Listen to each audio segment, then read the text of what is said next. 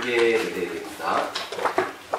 생년아들도 아니고 손해아들도 아니고 허공도 아니고 영혼도 아니고 오는 것도 아니고 가는 것도 아니고 다른 것도 아니고 같은 것도 아니고 영기법을 가르치신 분 완전한 깨달음을 얻으신 부처님들 가운데 가장 훌륭한 설법자의 가르치기에 경주를 표합니다.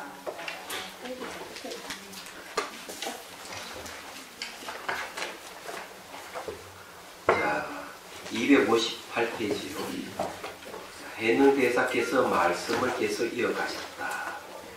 해능대사. 그대들은 잘 지내게 내가 다시 청정한 마음자리가 진짜 부처며 해탈이라는 자성진불 해탈송을 남기겠네. 뒷날 미혹한 사람이 이 개송을 듣고 그 뜻을 이해한다면 스스로의 마음에서 청정한 마음 그 자체가 진짜 부처임을 볼 것이네. 그들에게 이 개송을 이어주고 나서 작별을 구하겠네. 이제 마지막에 이제 대중들에게 개송을 읽고 이제 간다는 걸 분명하게 얘기를 합니다. 자, 있는 그대로의 청정한 마음자리가 진짜 부처요. 삿된 견해와 삼진치 삼독은 참으로 마구니지. 삿된 견해를 갖고 있는 사람은 마구니가 집에 있고 바른 견해를 갖고 있는 사람은 부처도 넘어서지. 자, 여기에 삿된 견해라고 하는 것은 인과를 부정하는 것, 또한 있음과 없음을 근거한 견해, 이런 건 삿된 견해예요. 있음을 근거하는 것은 절대주의, 없음을 근거하는 허무주의, 이런 거죠. 그다음 바른 견해라고 하는 것은 바로 인과를 인정하는 걸 얘기합니다. 그래서 인과법, 그게 연기법이죠. 다른 말로 공성, 불성, 일심 이런 걸 얘기합니다. 진여 이런 건 다 바른 견해를 얘기하는 거예요. 그 바른 견해라고 하는 것은 결과서는 그 공성이 확실히 드러나야 돼요. 즉 연기가 확실히 드러나야 돼요. 자, 마음자리에서 삿된 견해와 삼독심이 생기면 마왕이 와서 사는 집이고, 바른 견해로 탐진치 삼독심을 제거하면 마왕이 변하여 부처가 되니 진실로 거짓이 없네. 여기 중요한 것은 바른 견해가 삼독심을 제거한다 그래요. 삼독심은 어떻게 생기는가 하면은 대상이 있다 하는 걸 전제로 합니다. 대상이 있기 때문에 그것을 가지려고 하면은 탐욕이죠. 가지지 못하면 분노예요. 그 다음에 이제 그렇게 있다고 보는 견해를 가지고 있는 것이 바로 무지입니다. 허무주의, 그 절대주의니까요. 반대로 없다고 해도 똑같은 그런 현상이 생깁니다. 대상이 없다 이렇게 주장을 하게 되면 그걸 근거로 해서 탐욕이 생기고 분노가 생겨요.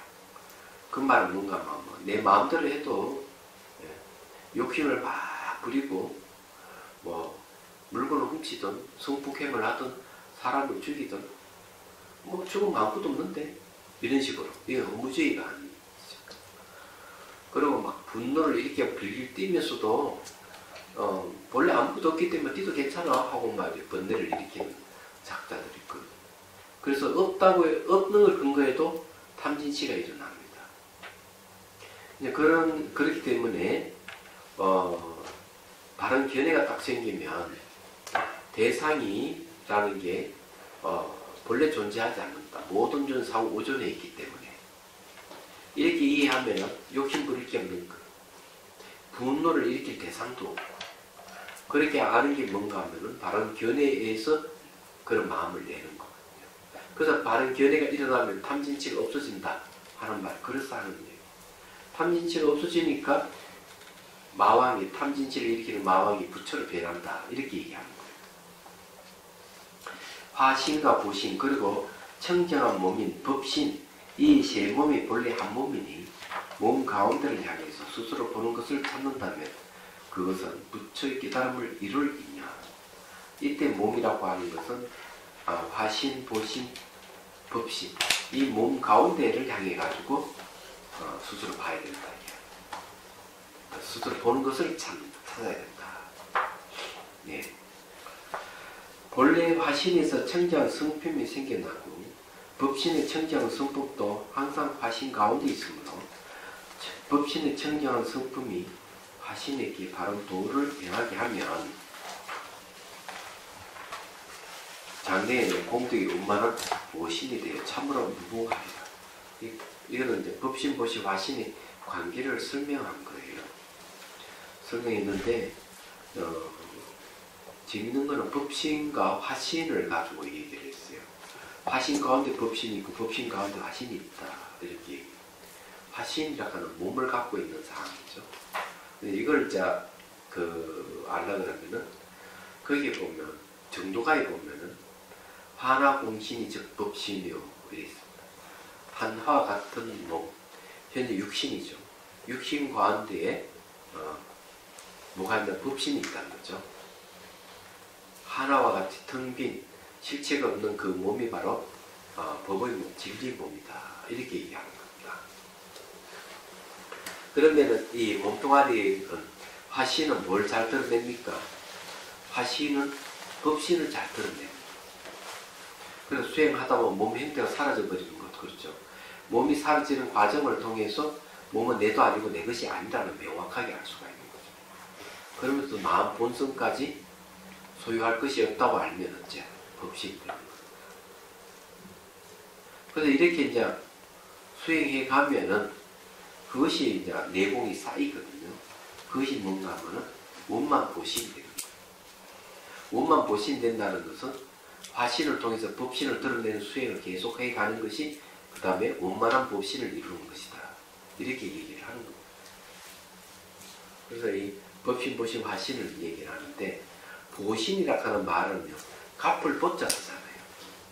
갚을 보자고 하는 건 내가 노력한 만큼 결과가 나온 것을 얘기합니다.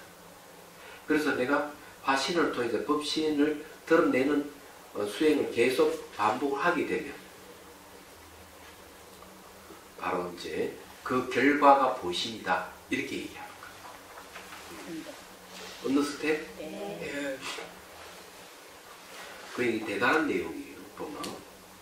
자, 음욕의 성품이 본래 몸인 법신의 청정한 원인이다. 음욕의 성품을 제거하고는 청정한 성품의 몸이 법신이 따로 없으니 성품 가운데서 오용락을 스스로 얘기만 하면 찰나의 성품을 버리니 이것이 참됨이네. 이건 중요한 얘기예요. 우리가 살아가면 늘 음욕심이 일어나고 이러는데 음욕심을 따로 떠나서 청정 법신이 따로 있는 게 아니다. 이렇게 얘기를 하는 거예요. 그 앞에 우리가 공부했듯이 의타성을 얘기했잖아요. 의타성과 진실성입니다.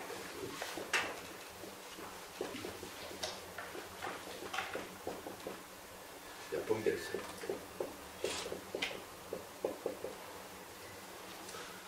이게 이제 의타성이 바로 연기거든요.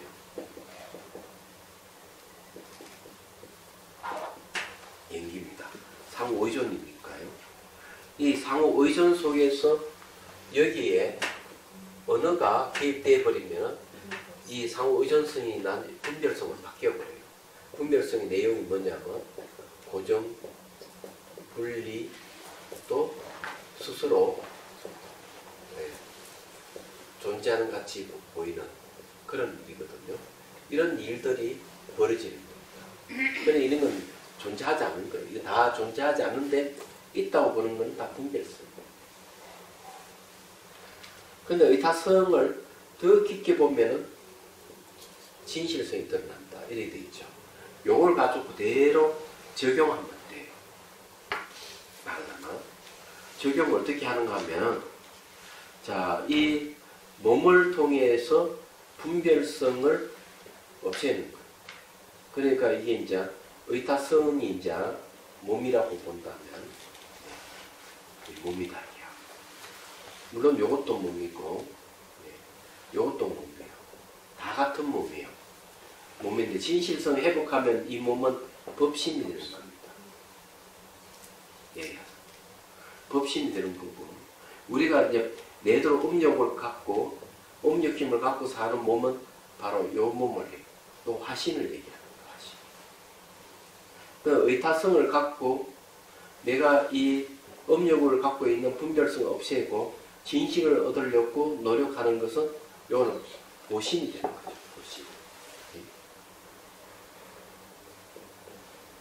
보신이 되는 거죠. 이렇게 이제 우리가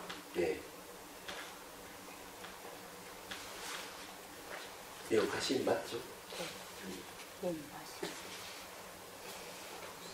화신. 이렇게 이제 우리 보면 되는 거예요. 그래서 이제 내가 이 몸을 갖고 요거 이제 언어에서 벗어난다. 요 몸으로 언어를 벗어난다. 언어를 딱 벗어나게 되면은 분별성이 없어 그래요. 그래서 이렇게 언어를 벗어나는 훈련을 계속 하는 것 자체가 나에게 이제 보신을 갖다 주는 거예요. 얘기하다. 결과는 뭔가 하면은 언어를 벗어나니까 뭐가 진실성이 드러나니까 법신을 이루는 거예요. 얘기하다. 그래서 이제 여기 화신을 통해서 요 근데 의타기성이 분별성을 통해 가지고 진실성을 드러낸다. 그래 의타기성 속에서 분별성을 버리면 그대로 진실성이라고 얘기하기 때문에 그래요. 그래서 이게 가장 중요한 거죠. 의타성이. 그래서 여기 의타성에서 언어를 벗어나는 훈련을 계속 반복한다. 반복하면 뭐가 드러나나? 진실성이 드러나고 법신이 드러나고. 그러면 이제 화신을 통해서 법신을 드러내는데 그런 계속 훈련하는 것이 보신이다. 이렇게 얘기합니다. 내용이 그런 얘기예요. 이해가 되시죠? 그래서 어려운 얘기는 아니에요. 원리만 알면 쉬워요. 몸은 상호 의존관계 있잖아요. 흙, 물, 벌, 바람, 후공. 이 5대가 결합되어 있는 게 몸이단 말이에요. 그게 뭐 결합체를 얻어 의타성이에요. 몸은 있다, 내 것이다 하는 것은 분별성이에요. 그래서 내가 수행을 통해서 계속 무상 관찰을 해봤더니만 몸은 고정되어 있다든 분리되어 있다, 실체가 있다, 이거 아니구나. 분별성 없어지죠. 그러면 뭐가 나 진실성이 들어요. 없으면 몸은 자아가 없고 실체가 없는 거라. 이렇게 아는 거예요. 그래서 법신이 드러나는 거죠. 화신을 통해서 법신이 드러나는데 그것이 바로 원만 보신을 이루는 것이다. 이 내용이 이런 얘기. 그게 굉장히 논리적이에요. 얘기하다. 유식 삼성 가지고 설명을 제가 한 건데, 이 육조현능 스님은 그냥 글자를 모른다고 얘기하지만 내용을 보면은 그렇지 않습니다. 대단한 논리성을 가지고 있습니다. 자, 그 다음 봅시다. 그래서 음력의 성품이 본래 몸이 법신의 청정한 원인이다. 이 음력의 성품이 뭡니까? 육신이 쏘는 거죠. 몸뚱아리 쏘는 거죠. 화신이 쏘는 겁니다. 그래서 음력의 성품을 제거하고는 청정한 성품의 몸이 법신이 따로 없다. 그래 음력심을 들다 보면은 음력이 매 순간 일어나고 사라지면서도 자체를 안 남기죠. 그게 뭔가 하면 바로 법신이에요. 그 자리가. 그래서 오히려 더러움을 통해 가지고 깨끗함을 드러낸다. 이런 얘기예요. 그래서 수상 스님도 이 시를 읊을 때 이런 얘기가 있죠. 산에 매미 소리가 울리니까 산이 얼마나 고요한지를 알 수가 있겠다. 이런 말. 산에 새가 지저귀니까 산이 얼마나 고요한지는 알겠다. 이거지. 똑같은 거예요. 음력심을 통해 가지고 법신을 이제 드러내는 거죠. 똑같은 논리예요. 그래서 성품 가운데 오영락을 스스로 얘기만 하면 찰나의 성품을 보리니 이것이 참되기. 찰나의 성품을 본다. 이게 오영락을 즐기는 마음이 일어날 때 그 오영락에는 자체가 없는 거예요. 그걸 딱 보는 순간 자기 성품을 본다는 거예요. 그 일상생활에서 삶 속에서는 그게 없어요.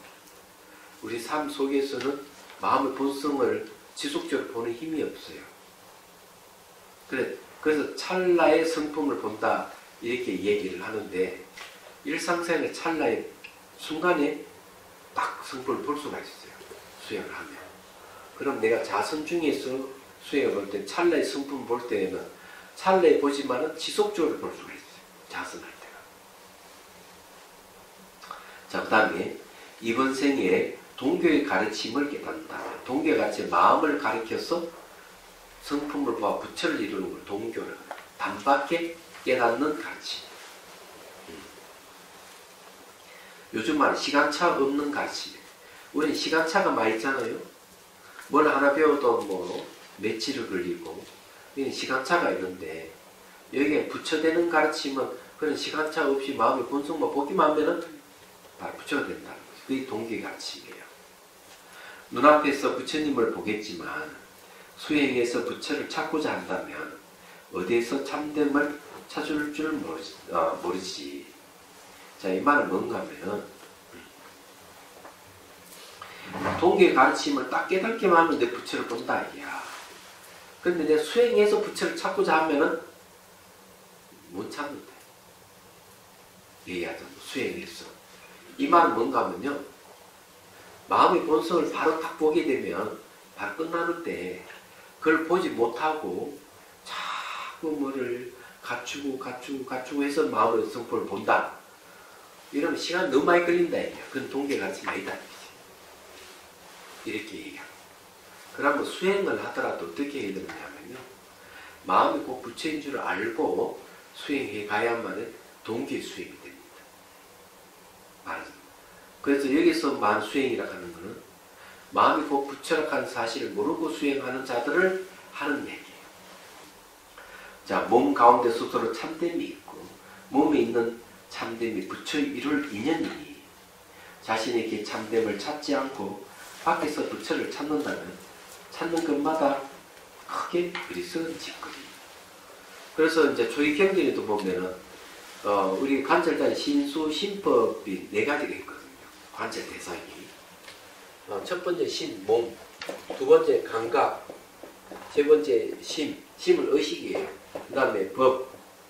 법은 그 마음의 현상이에요. 이래 보면 안 돼요.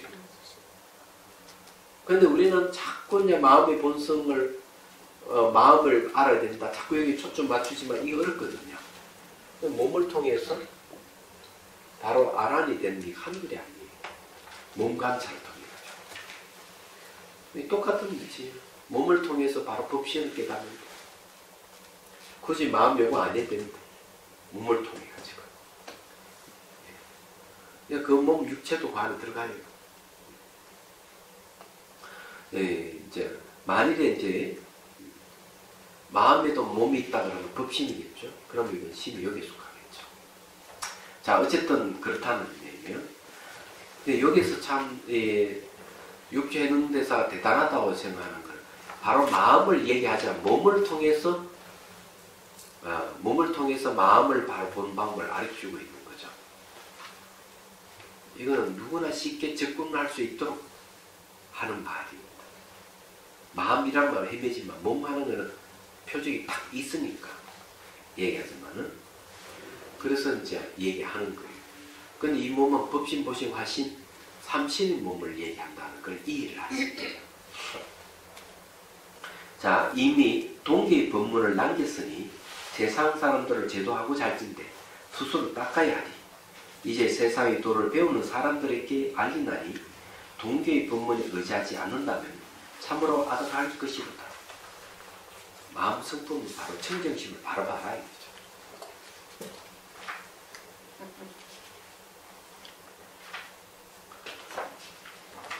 그래서 이제 청정심을 다 보면 되는데 막 화가 나는 모습, 옴욕심이 일어나는 모습, 이런 마음을 통해가 바로 청정심 바로 볼 수 있다. 이게 이제 동교의 가르침이거든요. 근데 그렇게 해도 막연하잖아요. 그래서 후대에 무엇이 생깁니까? 마음 이건 뭐지? 이목구가 나와 등장하는 거예요. 그래서 그게 등장하는 거예요. 네. 말과 생에 끄달리니까 한 생각도 일어나지 않는 것은 허물이 있습니까? 없습니까? 허물이 많아? 이게 수미상 하는 말이에요. 그러면 전부 다 그런 번뇌 망상이 일어나는 걸 딱 끊어주기 위해서 조사, 응고가 필요한 거예요. 얘기하자면. 그래서 후대에는 초기에는 그런 게 없었는데 후대에는 그런 게 생긴 이유가 바로 알아들어서 바로 자기 마음 본성 보면 되는데 못 보니까 하도 창조를 등장한 거예요. 얘기하는 거. 그렇게 생각하면 별로 어려운 일은 아니죠.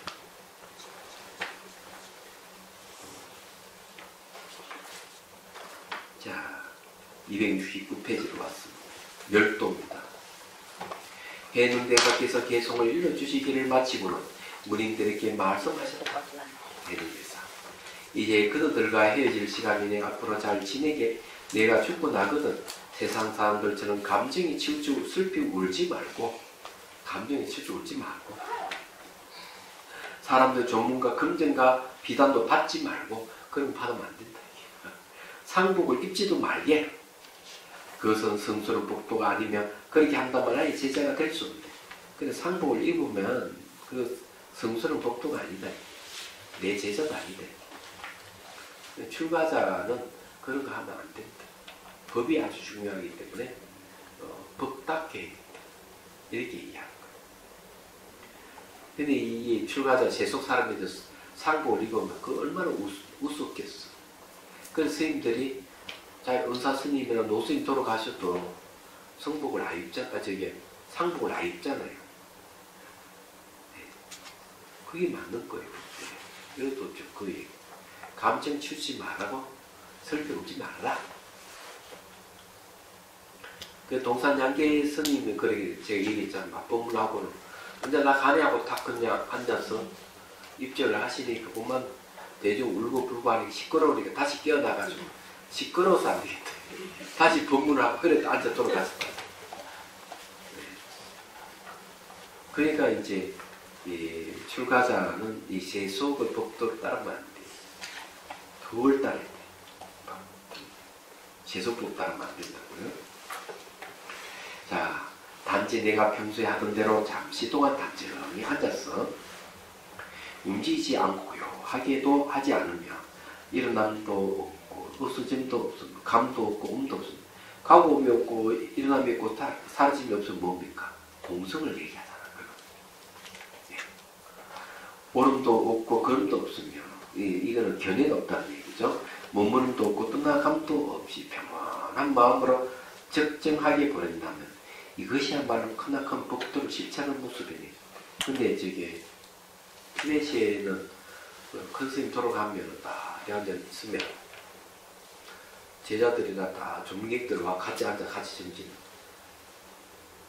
이틀고 3일 같이 정진하는, 가장 오래는 한 13일 간대. 그럼 고기가 탁 고기 떨어지면 화장을 한대. 고기 떨어진다는 이제 아리아식이 몸을 떠났다 말이죠. 그래서 이제 그렇게 얘기하거든요. 보통 절에서는 들어가면 뭐 그걸 하잖아요. 경전 독성도 하고 그러잖아요. 그러면 육조 스님 말씀대로 하면 어떻게 해야 됩니까? 스님들이 같이 정진하는 거죠. 돌아가신 분 옆에 앉아가지고. 그게 맞는 이야기예요. 그게 법도에 맞다. 그리고 저게 되고 성지순례 할 때 목닥두들이 막 기도 열심히 하는 팀들 있잖아요. 저는 죽비집 앉아서 명상하고, 오히려 이것이 부처님에 더 가깝지 않을까 얘기하죠. 그래서 가장 감명 깊었던 것은 사라나트에 가서 조선 법륜제에서 나가는 명상을 하는 거예요. 그 다음에 부타가야 그 대탑에 가서 보리수 아래에 딱 앉아가 새벽에 명상을, 이게 제일 좋더라고요. 경험상으로 봐. 여러분들도 이제 그래. 수행을 해 나간다면 내가 살아있는 날과 다름없으나 내가 살아있다고 해도 그들이 동계의 법문을 실천하지 않는다면 내가 머무는 것이 무슨 이익이 있겠는가. 멋있는 말이에요. 네. 아무리 내가 있어도 동계의 법문이 행해지지 않는다면 무슨 소용이 있는데, 내가 죽고 없어도 동계의 법문이 행해진다면 자기를 대하는 건 똑같다. 이렇게 얘기하는 거죠. 이게 맞는 얘기죠. 그래서 제가 그때도 한번 그런 얘기를 제가 했는데, 어떤 분이, 어느 교수분, 이제 그 인터넷을 통해서 내 법문을 다 들었던 교수님이 계시, 철학과 교수님. 그러면서 하는 얘기가 그 김풍기 교수에게 내가 지훈 스님 알면은 만약 모른다, 하나도 모른다. 왜 그러냐? 한 번도 나를 본 적이 있기 때문에 모른다고 할 수도 있겠지만 잘 안다고 법문을 하도 들어서 잘 안다고 하겠죠. 그래서 아주 충격적인 얘기를 지훈 스님 상자보다 내가 법문을 더 많이 들었을 것이다. 인터넷을 통해서. 그래 그 말을 듣고 생각해 보니까 그 말이 제 반성이 되더라고. 들어보니 내 상자에서 내 법문을 제대로 들은 상자들이 없어요. 거의 없어요. 얘기하자면. 그래서 이제 참 그런 자기 자식은 자기가 교육 못 시킨다는 말이 있듯이 내 상자도 그런 것 같아. 자기 상자도 자기가 교육하기 어려운 거지. 그건 맞는 것 같아. 그래서 이제 지금 이제 이 자비선을 표방하고 있는데 이거는 상자에게 주는 게 아니고 이 자비선법을 잘 이해하고 체득한 분이 나와서 법을 읽겠다면은 그 법은 그쪽으로 전수되는 게 맞다 하는 거예요. 그 생각이 맞잖아요. 그래서 이제 제가 생각을 바꿨어요. 처음에는 뭐 상자가 가장 가까우니까 같이 있으면 뭐 수행할 거고 그러면 법이 그쪽으로 갈 것이다 이렇게 처음에 단순하게 생각했는데 지금 생각해 보니까 그건 아닌 것 같다 하는 생각을 하게 됐어요. 자, 그 다음에 봅시다. 이 말씀을 마지막으로 남기고 그날 밤 상경이 문득 돌아가시니 대사의 춘천은 76이었다. 대사께서 돌아가신 날 절 안에는 기이한 향기가 가득하였고 여러 날이 지나도록 흩어지지 않았다. 산이 무너지고 땅이 흔들렸으며 숲의 나무들도 흰색으로 변했으며 해와 달도 빛이 없었고 바람과 구름도 빛깔을 잃었다. 그래. 자, 후기를 봅니다. 밑에 또 있네요. 8월 3일에 돌아가시고 11월에 스님의 영구를 조계사에 모시고 장사를 지내던 날 용감 속에서 성자의 유체를 모실 관이죠. 관 속에서 흰 빛이 나와 곧장 하늘로 솟구치다가 이틀 만에야 흩어졌다. 소주자사 위거가 비를 세우고 지금까지 공양하고 있다. 후기. 단경은 상자의 법회 스님이 모은 것이다. 법회 스님이 돌아가신 뒤로는 동학인 도제 스님께 부축하였고 도제 스님이 돌아가신 뒤로는 오진 스님에게 부축하였고 오진 스님의 영남 조계산 법흥사에 계시면서 지금도 단경의 가르침을 전수하고 있다. 만일 단경의 동격법을 부축하고자 할 때는 상근기 지혜를 갖추고 마음을 바로 보아 부처를 이루기 때문에 상근기죠.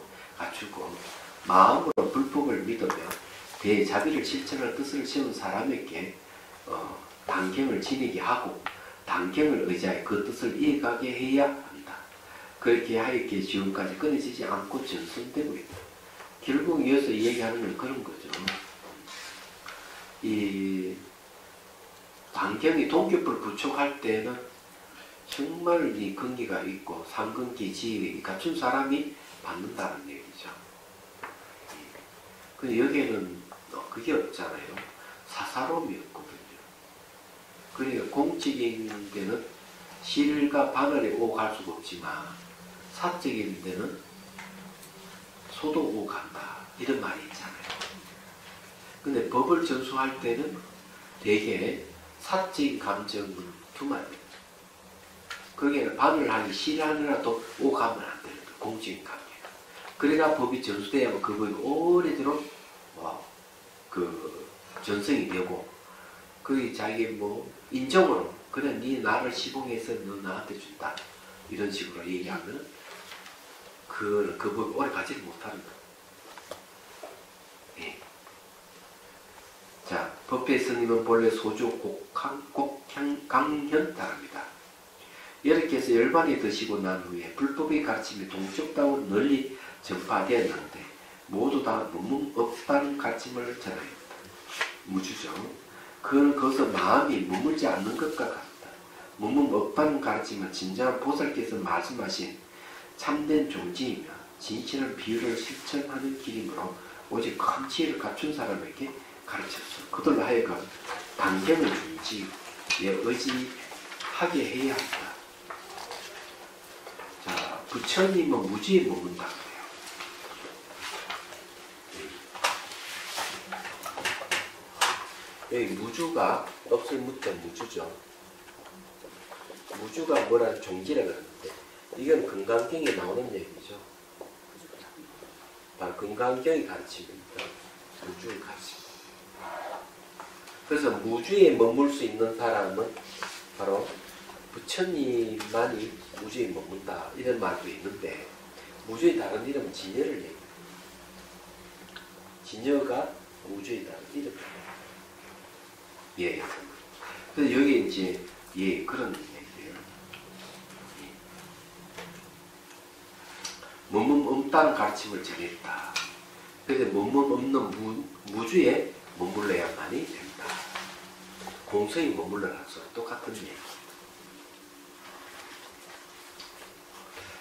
자, 이 말은 물론 많은 사람들을 제도하기를 서운하고 수행해서 얼음을 만나서도 물러서지 않으며 괴로움을 만나서 참을 수 있는 복과 덕이 깊고 두터운 사람에게 단경의 동교법을 전수해야 한다는 것이다. 만일 근성이 참을성이 없고 자질이 부족하다면 단경의 동교법을 구한다고 할지라도 감당할 수 없을 것이니 전수해서는 안 되고 그렇죠. 이 근성이 참을성도 없고 자질이 부족한다면 이 동교법을 감당을 못하는 거예요. 감당할 수 없는 사람에게 전수하면 그 동교법이 끊어집니다. 그래서 감당할 수 없을 것이다. 그래서 전수해서는 안 되고 계율을 어기고 덕이 없는 사람에게는 만견대의 단경을 부축해서는 안 됩니다. 덕이 없다고 하는 것은 베풀 줄 모르는 사람들의 얘기죠. 그 남을 이익되게 남의 이익을 위해서 실천하지 않는 사람은 덕이 없어요. 그러니까 계율이 도덕성인데 도덕성이 없는 사람이 어떻게 법을 전수받을 수 있겠어요? 이 말은 무슨 말인가 하면요. 우리 마음이 본성, 여기서 동교법의 대상이 마음 청정이거든요. 마음이 청정한 자리는 그게 없습니다. 번뇌가 없어요. 번뇌가 없기 때문에 부도덕한 행위가 일어나지 않습니다. 그리고 마음 본성의 청정한 본성은 이 어떤 개인 한 사람에게 믿는 게 아니고 모든 존재에 공통되는 거예요. 그렇기 때문에 베풀지 않고 자기만 붙들고 있는 사람은 덕이 없는 사람. 이는 이치를 모르기 때문에 그런 거죠. 그래서 이 얘기를 하는 겁니다.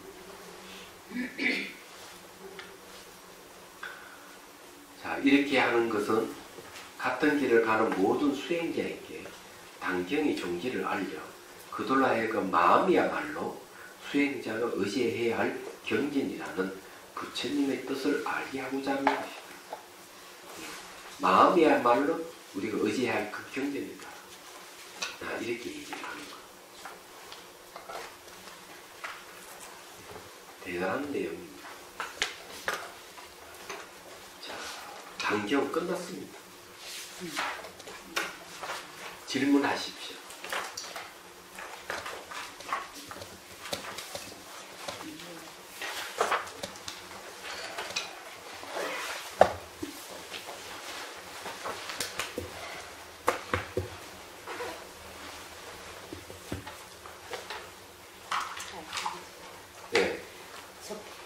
전에 그 수업 시간에 스님께서 주관과 객관이 만나 저기 한 번도 없다고 말씀하셨잖아요.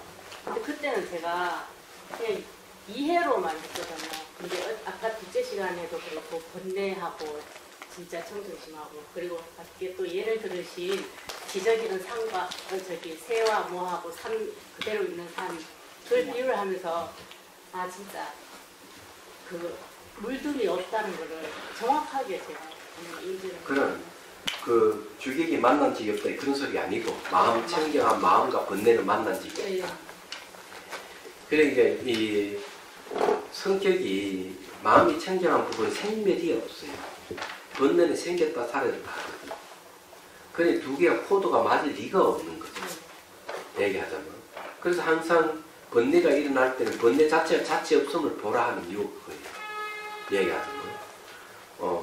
그 생기는 반드시 사라지고 돌아오지 않아요. 알고. 모든 게 다 그거와 같다. 이거죠. 근데 어쨌든요, 이 번뇌는, 한 번도 우리에게, 본성을 자처하고, 내가 본성이다고 얘기할 수가 없습니다. 계속 생멸합니다.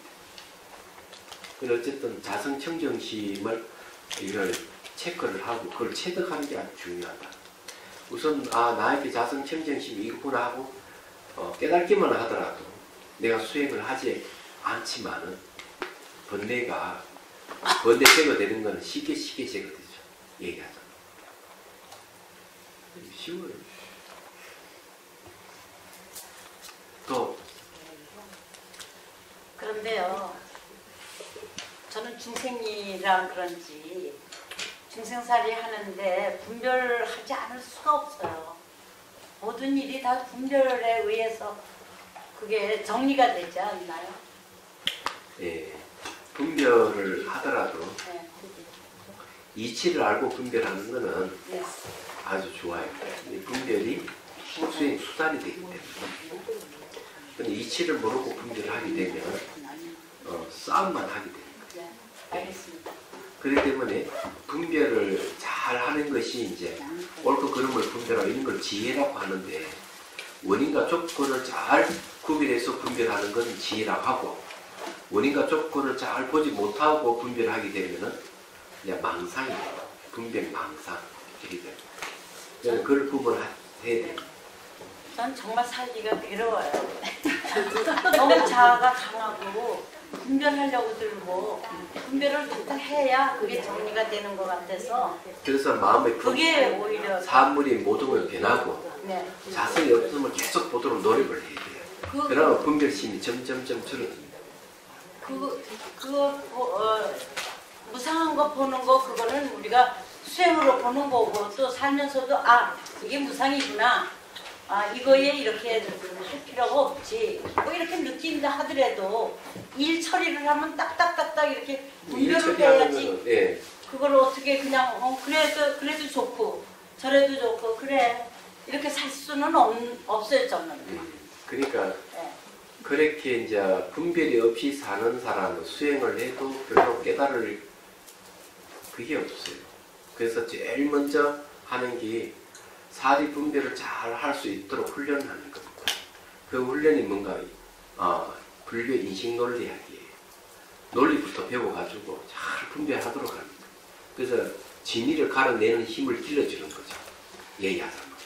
그 다음에 이제 수행을 하겠구나. 그래서 제 책도 거기 나와 있어요. 공과 허공을 대론부터 먼저 얘기해요. 공과 허공을 분별할 수 있도록. 그래 이제 원인과 조건을 잘 분별하는 걸 지혜라고 하고 이분법적인 분별은 망상이라고 하는 거예요. 그러니까 그런 걸 구분하면 돼요. 그 스님 이 공부하면서 그 연민심에 대한 이렇게 생각을 하게 됐는데 보면은 연민심이 자연스럽게 참 많이 가지고 있는 분들이 있더라고요. 그랬을 때 그 연민심이 자기의 자산처럼 이 순한 마음이 있다면은 이 공부가 굉장히 빨리 되고 잘 될 것 같다 이런 생각이 들었어요. 그런 연민심을 일으킬 수 있는 근거가 자성청정심입니다. 공성에서 사랑, 연민 다 나와요. 그래서 이 공성을 모르면은 사랑, 연민이 생길 리가 없죠. 선천적 타고난 사람들이 그런 이제 공성에 대한 공부를 하면은 훨씬 더 사랑과 연민심을 발휘할 수가 더 있죠. 공자도 그 얘기를 했어요. 아니 저기 선생님은 저기 타고난 생이시지 않습니까? 타고남이 다 아는데 왜 그 묘지개한테 묻고 그렇습니까? 묘지개한테 왜 묻습니까? 이러니까 공자 하시는 말씀이 대나무를 가지고 그냥 푹 찌르면 잘 들어가지만 대나무 끝을 이렇게 뾰족하게 깎아가 찌르면 훨씬 잘 들어가지 않느냐. 그거 마찬가지로 내가 생이시지에 타고나면 태어나서부터 다 안다고 해가지고 보다는 거기다가 더 이 새롭게 지식을 얻어 알면은 훨씬 더 좋지 않느냐 이렇게 얘기를 하는 겁니다. 그럼 마찬가지로 이 연민심을 타고난 사람이라면은 이 공생에 대한 공부를 하고 수행을 하게 되면 그 연민심을 더 잘 발휘할 수가 있다 하는 걸 자명한 얘기입니다. 자, 그러면 6조 단경에 대해서 감상평을 들어보는 시간을 갖도록 하겠습니다. 저는 네. 육조 단경을 공부하면서 해변 대사님을 정말 한번 뵙고 싶었고 공부하면서 되게 희열감이 되게 많았습니다. 많고 이게 세세한 부분을 물론 봤지만 세세한 부분을 되도록이면 보지 말고 크고 넓게 보려는 그런 마음이 생기고 사람들을 대하거나 사물을 볼 때도 그 뭐라 해야 될까 좀 더 좀 큰 마음으로 좀 보자. 그렇죠. 근데 조금 제가 가지고 있는 마음은 너무 마음이 작아서 소심하다 보니까 처음에는 작게 봤는데 그 돌려서 이렇게 크게 보자 계속 마음을 가지고 보니까 지금은 이제 좀 뭐라 해야 될까 마음이 커졌다는 느낌. 네, 그렇게 들었습니다. 네, 좋습니다. 자, 그 다음에 또 못한 패스. 저요? 아예 저는 이 마음이란 게 사용하는 방법 네. 이게 되게 중요하구나. 마음 사용법. 네. 좋아요. 네. 근데 그 잘 사용하면 뭐 좋은 거고 나쁘게 사용하지 말아요. 근데 내가 나를 보잖아요. 그렇지. 보는데 그걸 계속 되지가 않지 않습니까? 맞아요. 그래서 제가 생각해내는 게 네. 누군가가 나를 보고 있다. 네. 그걸로 의식을 그냥 살짝 특히 누군가가 하면은 그게 부처님이라고 생각하고 부처님이 나의 행동과 나의 마음을 계속 지켜보고 있다고 생각하니까 그 어떤 날은 그 단어 때문에 의식이 되게 성성한 날이 있어요. 그러면 이제 언어하고 말, 뭐 행동 이게 되게 제어가 돼요. 그래서 되게 기쁜 날이 있고 어떤 날은 완전히 내 마음대로 사는 날이 있고 그게 많이 알아차려야 하겠다는 그런 생각이 있고 육조 단경 정말 좋은 책인 것 같습니다. 자, 또 저는 육조단경 되게 그냥 이렇게 그 마음을 일일이 표현하는 게 너무 멋있었고요. 그 악주님이 이렇게 딱 멋있는 19조를 내놓으면 또 해능스님께서 우리 생각에는 더 이상 할 말이 없는 것 같은데 또 거기에 딱 그 새로운 글을 내놓으시면 나 또 이런 게 있구나 그 재미로 계속 공부를 한 것 같아요. 그러면서 진짜 이게 평소에 마음밖에 없다 하는데 이 공부할수록 진짜로 마음에 있어 모든 게 일어나는구나. 그걸 막 절실히 느껴요. 그럼 세상 감정과 생각으로 다 이루어져 있잖아요. 그게 마음이거든. 근데 그 마음을 어떻게 컨트롤하고 잘 사용하느냐에 따라서 자기 삶이 바뀌는 거예요. 정말 훌륭하신 것 같아요. 그럼 그사님. 예, 저요? 예. 예. 저는 뭐 단경을 공부해서 그런지 모르겠고요. 근래 이제 몇 가지 드는 게 제가 자꾸 따지는 거 좋아해서 이제 그만 따지자 이런 생각이 또 이제 운전하다가 앞에 사람이 이제 끼어드는데 바다처럼 살자 이런 생각이 좀 들어가고 오늘은 아까 저 완벽하신 스님께서 실수하시니까 제가 무지하게 좋더라고요. 그런데 그 순간에 내가 이게 남이 실수하는 걸 참 좋아하는구나 하는 그것도 조금 보이더라고요. 그렇습니다. 그러지 마세요. 내가 뭘 실수했는지 모르겠네. 뭘 실수했지? 아이 단어. 단어? 발음. 갱산도 원래 이제 아니잖아요. 바람풍 하면은 제자들은 바람풍으로 알아들으면 된다고 하듯이 실수는 아름다운 거예요. 그런데 이쪽 옆으로 이쪽은 또 와보지. 네, 대학 때부터 얘기가. 저는 육조 강연하면서 너무 재밌었어요. 그 재밌는 게 그 육조 스님이 그냥 옆에서 그냥 물 흐르듯이 그냥 설설설설설설 육조 단경이 사실 그렇게 문맥이 어려운 그 경은 아니잖아요. 그렇지. 그래서 설설설설 물 흐르듯이 그렇게 옆에서 말씀해 주시는 것 같고 그러면서 오직 이 마음 하나를 잡아서 어떻게 사용해라. 오직 마음뿐이다. 이것으로서 그냥 해라. 이 거기에 맞춰서 계속 하다 보니까 스님이 바로 옆에서 말씀해 주시는 것 같고 따뜻했던 것 같고 막 따뜻하게 공 하나를 끝내는 것 같습니다. 자, 그 다음에 저는 그 고승열전이라고 하는 해농 스님의 그 소설책이 있었어요. 네. 근데 불교 입문하고 그 책을 처음 접했는데 그게 너무 좋았거든요. 근데 나중에 보니까 단경이더라고요. 그래서 그때 새내기 때 새겨놨던 마음이 정말 순수하게 있고 그 후로 이제 학문적으로 수행과 같이 쌓아가면서 한 해 한 해 단경을 어떨 때 또 보고 또 보거든요. 근데 이번 스님 강의 때 꼭 참석하고 싶었는데 매번 잘 못 왔잖아요.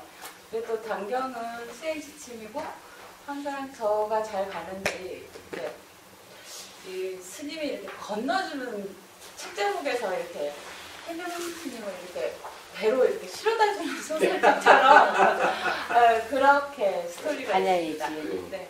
반야. 대자행. 네, 저도 뒤로 갈수록 재밌었습니다. 그래?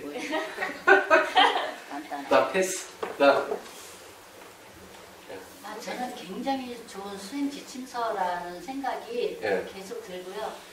그 애매모호한 뭐 무념, 선정, 좌선 이런 개념들이 정확하게 이해가 되고 그리고 이제 여기 맨 처음에 나갈 때 그 삼신에 대해서 나갈 때 정말 울컥했거든요. 예. 아, 내 안에 이런 게 갇혀져 있는데 내가 못 보고 활용을 못하는구나 이렇게 열심히 수행하고 공부해야 되겠다 그런 생각도 하게 됐고요. 그 제가 수행을 바르게 나가고 있는지 굉장히 이렇게 좀 지침서가 되고 있습니다. 인자 교수님. 저는 드릴 말씀이 없어요.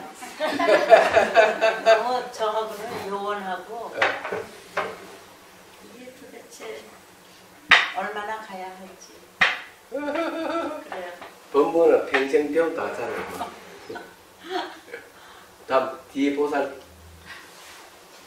저는 이게 육조 단경을 지금 처음 접하는 거거든요. 네. 법문은 많이 들었지만 일자 무식이라고 그러셨잖아요. 네.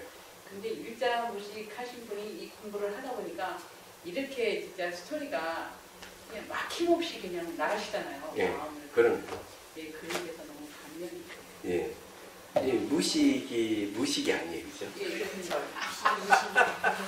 없으니까 깜빡 속았어. 글을 모르는 무한문자예요. 무한 글을 문자. 모르는 거하고 이치를 모르는 거하고 다르거든요. 그렇지. 법을 모르고, 네, 그렇죠. 네. 글을 모르는 거하고 이치를 모르는 거 달라.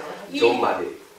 더군다나 이 중국은 한문은 뜻글자잖아요. 그렇지. 그러니까 그 공부를 못했기 때문에 그랬지 세상 사는 이치는 훨씬 더 높이 알고 있었기 때문에 스승을 만나서 그게 딱 그게 일치가 된 것 같아요. 제 생각.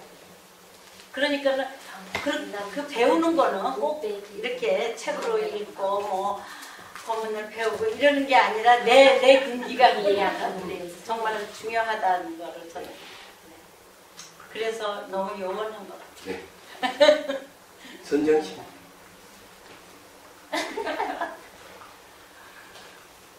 아주 분별심을 일어나는 그냥 내 내면을 다 보게 되고 객관적으로 다 보게 되고 안 보고 항상 이제 집에서 어떤 경제를 보면서 내 내면을 다 보고 안 보게 됩니다. 예. 그 다 들어보니까, 아니, 센터장은 어디 도망갔어요. 그, 이제, 육주 단경이 시원시원하다 하는 건 다 동의를 하시네요. 그리고 이제, 그래, 어렵지 않고, 이게 이제 문학적인 요소가 담겨 있기 때문에 재밌었어요. 아이, 스토리가 있으니까 재미있지. 스토리에 의한 단계 있지 않으면 이거 딱딱해서 힘들 거예요. 얘기하던 거. 그래서 이제 육조 단경은 그렇게 어려운 게 아니에요. 이게. 그러면서도 아주 날카로움이 안에 들어가 있습니다. 그리고 이게 인식 전환시킬 수 있는 요소가 너무 많아요. 그래서 그 경이락한 이름을 붙인 만한 이유가 다 있는 거예요. 얘기하자면. 어쨌든 여러분들하고 같이 공부해서 즐겁고, 다음에 이제 금강산맥경론도 아주 재밌게 공부를 하도록 합시다. 다음에 이제 올 때는 뭐 떡도 좀 하고 이래야 되는데 책거리 해야 되잖아. 네. 네. 자, 끝내도록 하겠습니다. 중생들을 구하려는 마음으로 깨달음의 중수를 이룰 때까지 부처님과 법과 선거에 항상 기인합니다. 지혜와 자비를 갖추고 이정을 위해 노력함으로써 부처님 앞에 머물겠습니다. 엄한 모심을 일깨우겠습니다. 공기가 있는 한 중생이 있는 한 저도 함께 따라 머물며 중생의 고통을 정자로 남겠습니다.